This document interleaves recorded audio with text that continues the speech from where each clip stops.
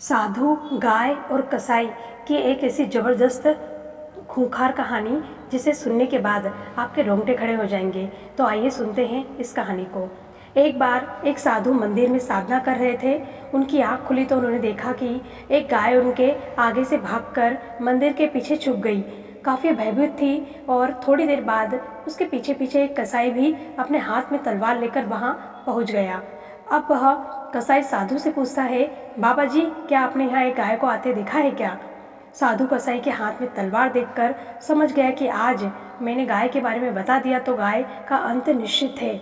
साधु बड़ी दुविधा में था, क्योंकि झूठ वह बोलता नहीं और किसी पशु को मरते हुए भी देख नहीं सकता।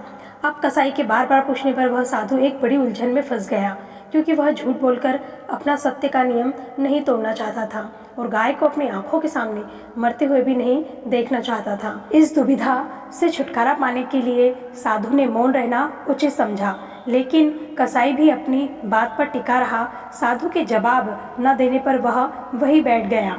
अब साधु ने सोचा, ऐसे ये जाने वाला नहीं है, तो उन्होंने अपना साधु संत वाला दिमाग चलाया। इस बात पर जरा ध्यान दीजिएगा।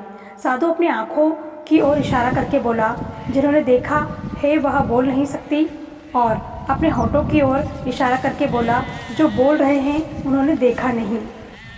यह बात सुनकर कसाई साधु के चरणों में गिर गया और उनकी मुरीद बन गया। और इस तरह साधु के बिना कुछ कहे ही गाय की जान भी बच गई और साधु को झूठ भी नहीं बोलना पड़ा। तो कैसी लगी फ्रेंड साधु की ये तरकीब? तो फ्रेंड, इस कहानी को सुनकर आपने क्या शिक्षा प्राप्त की मुझे ज़रूर बताइएगा, और आपको ये कहानी समझ में आई कि नहीं ये भी मुझे कमेंट करके ज़रूर बताइएगा। मिलते हैं नेक्स्ट वीडियो में।